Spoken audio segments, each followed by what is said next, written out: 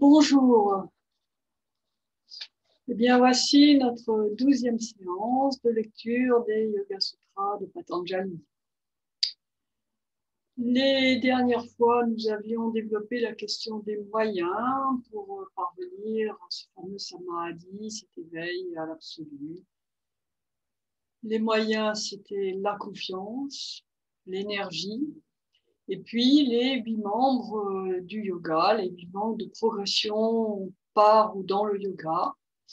Et nous avions approfondi le dernier des yamas, aparigraha, se dessaisir comme l'aboutissement des 4 premiers. Je cite donc ahimsa, la non-nuisance, satya, la recherche de la vérité, de la position juste, asteya, le fait de ne pas voler, et brahmacharya, la manière de se comporter en accord avec sa propre nature. Donc les premiers, les yamas, qui sont les observances vis-à-vis de l'extérieur, vis-à-vis des autres. Et le dernier, aparigraha, se dessaisir, se désidentifier à ce qui n'est pas notre, qui nous permet d'aller vers notre nature profonde. Ensuite, nous avons approché les niyamas, donc les observances plutôt pour soi-même, et en commençant par Shosha, la purification, et aujourd'hui nous verrons le suivant, Santosha. Santosha, le contentement. Déjà le nom Santosha, bon, moi ça me fait penser à un gros chat qui ronronne. Eh bien on va vers ce plaisir du chat qui ronronne. On a maintenant dépassé le discours sur la souffrance et on va vers la recherche en toute chose, de satisfaction en toute chose. Le sutra donc 2.42, du contentement parfait, il y a obtention d'un bonheur sans pareil. Même chose pour allier de grâce, du contentement, l'obtention du bonheur suprême. Donc on ne dit pas que le contentement est dû au bonheur, mais que le bonheur est dû au contentement. Donc on va regarder ça d'un peu plus près. Alors d'abord, il ne s'agit évidemment pas d'une sorte d'autosatisfaction résultant d'une suffisance égoïste, souvent éphémère, ce qui pourrait être une des raisons d'inscrire dans le niyama ce comportement comme pour se méfier d'une attitude excessivement contente de soi. C'est aussi le but des niyamas, de se purifier de cela. Mais ce n'est pas tout à fait cela dont il s'agit. On va parler un petit peu du bonheur pour mieux comprendre ce que serait ce contentement. Tout le monde souhaite être heureux et selon ce qu'on lit au premier degré, il suffirait de suivre les préceptes du Yoga Sutra pour y parvenir. Est-ce vraiment suffisant lorsqu'on sait que la vie n'est pas heureuse pour tout le monde? Ce serait être un peu naïf de penser que tout le monde peut être heureux comme ça, simplement. Alors, la question qu'on peut se poser, c'est est-ce qu'il faut... on dit tout le monde n'est pas heureux, souvent on dit parce qu'on n'a pas de chance. Il y a quelqu'un qui, toute sa vie, n'a pas eu de chance. Donc, est-ce qu'il faudrait associer cette notion de félicité, de bonheur à celle de la chance? C'est ce qui reviendrait en même temps à associer le bonheur à la réussite. Parce que quand on dit qu'on a de la chance, c'est qu'on réussit quelque chose. Il a de la chance au jeu, il gagne au jeu. Si on suit cette image, cette idée, toute existence en fait peut être assimilée à une loterie dans laquelle certains seraient ou sont plus favorisés que d'autres, mieux servis que d'autres. Comme on dit, mieux vaut être riche et bien portant que pauvre et malade. Mais si nous remettons notre vie à la chance, et que à la chance, du coup, tout bonheur lui aussi devient aléatoire, dépendant de cette fameuse chance. On a de la chance, on est heureux. On a pas de chance, de la malchance, pas moyen d'être heureux, pas moyen d'être véritablement heureux. Et puis, lorsqu'on est sujet à la malchance, on n'a pas tellement de chance, les choses ne réussissent pas parfaitement bien. Est-ce que cette malchance, ce n'est pas quelque chose qui va se reproduire encore et encore? Dans ce cas-là, pas d'accès au bonheur. J'ai un peu cherché un peu de références philosophiques pour étayer cette question. Enfin, il en faudrait des livres et des livres de philosophes ont été écrits. Je ne sais pas si c'est pas le bonheur, c'est le sujet le plus utilisé, le plus analysé par les philosophes. Enfin, moi, je me suis arrêtée à quelqu'un qui a écrit un abécédaire philosophique qui s'appelle Nicolas Grimaldi, et les idées en place, qui ont l'avantage d'être des textes assez courts, mais qui sont quand même assez faciles d'accès, mais assez profonds. Alors, selon lui, il cite Descartes, le seul bonheur qu'on puisse éprouver sans le sentir immérité consiste dans cette estime de soi, dans cette satisfaction morale, dans ce contentement intime que nous retirons d'abord d'avoir fait ce que nous pouvons.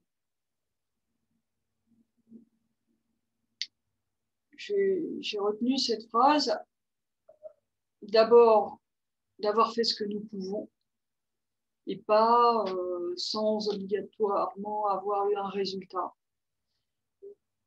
Avec cette caractéristique du contentement intime. Ça me paraît se rapprocher de ce qu'on cherche.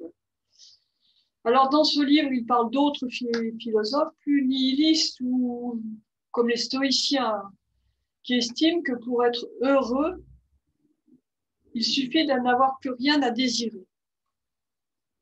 Pourquoi pas? Effectivement, si on ne désire rien. Ouais. Le résultat, comme Platon le dit, c'est que le seul obstacle au bonheur, dans ce cas-là, c'est la vie. On rejoint là des voies spirituelles qui poussaient à leur finalité, s'accomplissent par la mort.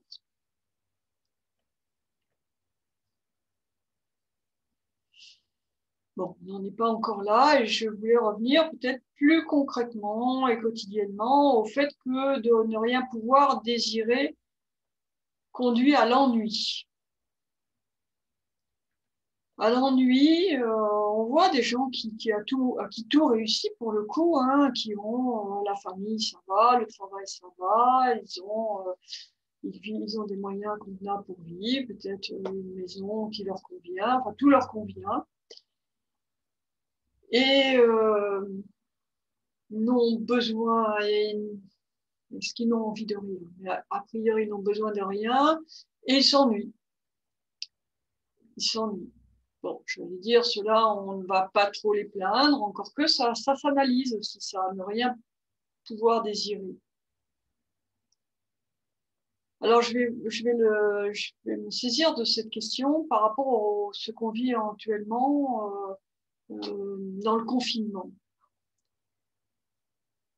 La difficulté qui est liée au confinement, non dans ses conséquences économiques qui dépassent mon sujet, mais dans ses conséquences plutôt psychologiques. On va dire pour ceux dont les conditions matérielles sont convenables, suffisantes, les privations de la liberté, les privations de la liberté de se déplacer, de se cultiver, de partager, de se rencontrer, de s'amuser, de sortir, en tout cas de désirer autre chose que ce qui est autorisé, ainsi que dans ce cadre-là, l'impossibilité de se projeter à cause de l'incertitude face à l'avenir, conduit à une forme d'ennui qui peut aller jusqu'à la mélancolie ou la dépression. L'ennui, c'est vraiment quelque chose d'assez fort, et qui peut conduire justement à une forme d'ennui, de mélancolie, de dépression. cité par Nicolas Grimaldi à nouveau, Leibniz a dit « Si beau, si parfait, si aimable que soit le présent, on ne peut pas être heureux si on s'y sent enlisé. »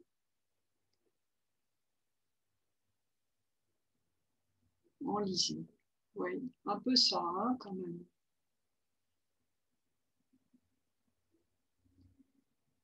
Eh bien, dans ce cadre, comment ne pas se sentir enlisé, en effet? J'ai trouvé une citation d'Olivier de Kersauzon qui peut être une réponse, qui est extrait de son livre Promenade en bord de mer et étonnement heureux. Je le cite. Dans notre civilisation, on maltraite le présent. On est sans cesse tendu vers ce que l'on voudrait avoir. On ne s'émerveille plus de ce que l'on a. On se plaint de ce que l'on voudrait avoir. Drôle de mentalité. Se contenter, dit-il, ce n'est pas péjoratif. Revenir au bonheur de ce que l'on a, c'est un savoir-vivre. Eh bien, on est en plein dans notre sujet. Merci Olivier Kersauzon. Et en ce sens, le yoga et les yoga sutras, enfin tout ce qui tourne autour du yoga, en tout cas pour moi, avec cette particularité de s'adresser à la fois au corps et à l'esprit, ce qui est quand même rare, quoi, d'avoir une satisfaction à la fois du corps et de l'esprit par une même pratique. Eh bien, pour moi, cela offre un chemin de réflexion, de pratique et de contentement sans fin, si je puis dire. Il y a toujours à y découvrir et sans avoir besoin de chercher très loin, en fait, juste en prenant le temps, ne serait-ce que quelques instants, de rester sur son tapis, assis, allongé, ou à y faire quelques mouvements. Et peut-être, comme le dit Olivier de Kersauzon, savoir se contenter de ce que l'on a, sans chercher toujours à faire, à agir. Rester là, c'est faire déjà quelque chose. C'est agir dans le non-agir en laissant le mental au repos et sans attendre de résultats particuliers. On est donc en plein dans notre philosophie. Dans ce sens, pour revenir au Yoga Sutra lui-même, le contentement serait plutôt une joie profonde, discrète et durable, qui, comme le dit Franz Mohr, s'entretient. D'être là où je dois être. C'est ainsi qu'Aliette de Grasse interprète également sa présence dans le niyama, non pas comme une contrainte, mais au contraire comme un fil. Je cite, « Inclure Santosha dans les niyamas restitue un fil de joie dont on ne saurait jamais assez souligner l'importance dans le chemin spirituel. »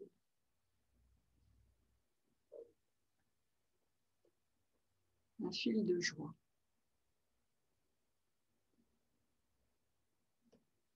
Pour le dire autrement, je vais citer une phrase d'un moine bouddhiste vietnamien, Thich Nhat Hanh, j'espère ne pas écorcher son nom, qui est né en 1926, donc contemporain, un des initiateurs du bouddhisme en Occident, militant pour la paix. La joie est souvent la source du sourire, mais parfois, c'est le sourire qui est source de joie.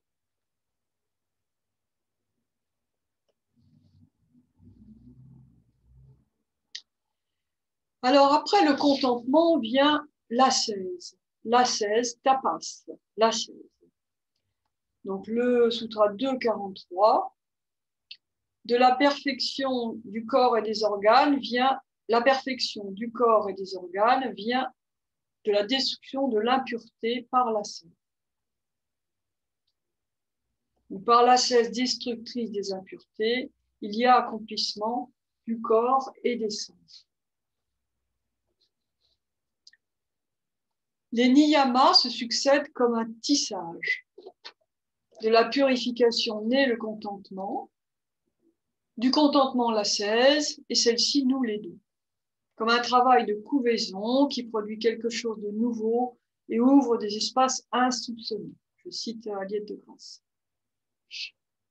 L'ascèse est donc une discipline qui permet d'arriver à un parfait détachement, celui dont on parlait plus haut, qui génère le contentement d'avoir fait ce que l'on devait, de se satisfaire de ce que l'on a. Bon, concernant l'ascèse, on ne peut pas tout de même ignorer quelques dérives, donc je vais en parler, parce que en mobilisant tous nos potentiels corporels et sensoriels, la discipline que suppose sa passe produit des effets sur tous les aspects de la personne, jusqu'à lui donner certains pouvoirs dits surnaturels, comme la lévitation, la sortie du corps grossier, le changement de forme, le fait d'être réduit à une épingle, de pouvoir se réduire à une épingle. Enfin, voilà, tous ces pouvoirs, alors qui peuvent servir à une cause spirituelle, mais qui souvent, au lieu de rappeler à la modestie, ont conduit certains sur le chemin de l'exhibition, qui malheureusement a donné au yoga son côté sulfureux. Ce sont plus des ascètes que des yogis, en fait.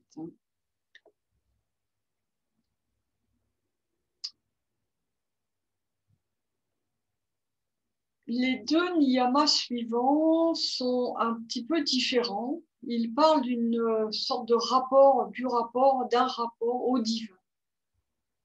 Alors, je ne vais pas tellement les développer, simplement les expliciter.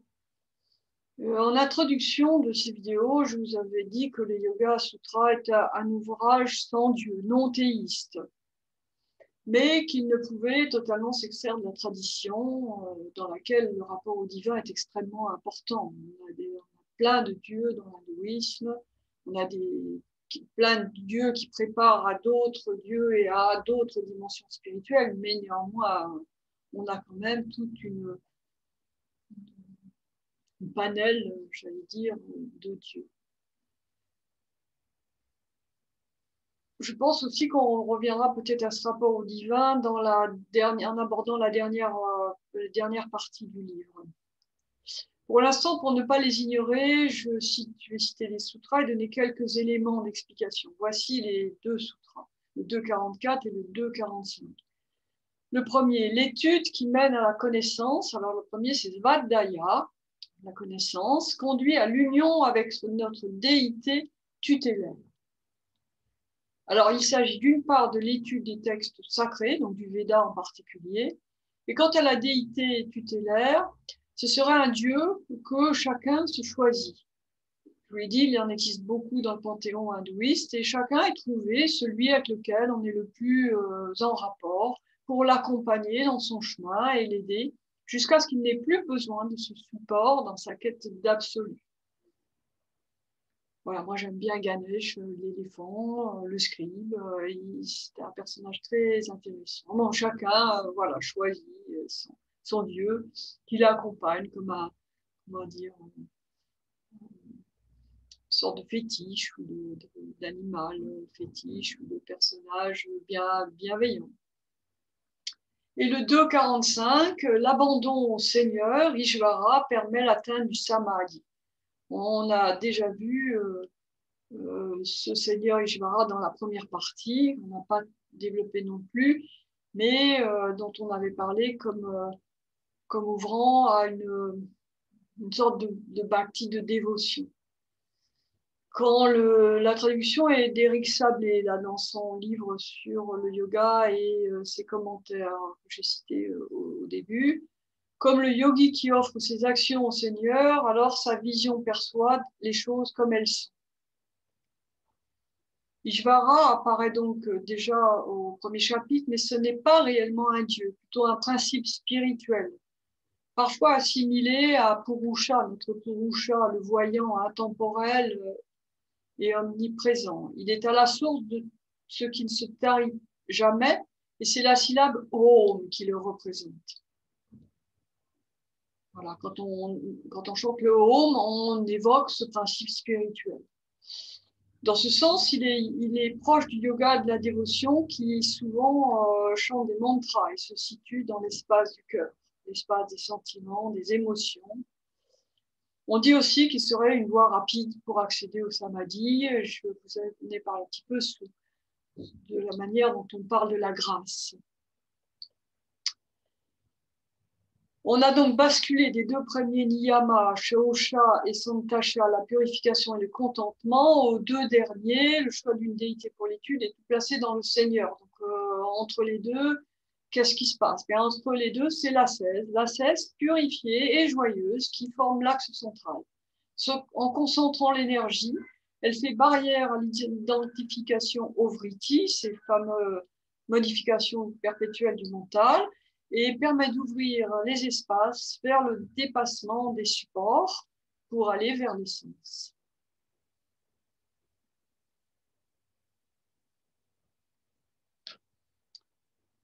Voilà, cette vidéo est terminée. Dans la prochaine, je reviendrai sur le déroulement des 5 premiers membres du yoga, mais au travers des choses beaucoup plus pratiques qui seraient la respiration, telle qu'on la pratique dans notre yoga transmis par Neil Autof. Je vous remercie et vous souhaite une bonne journée.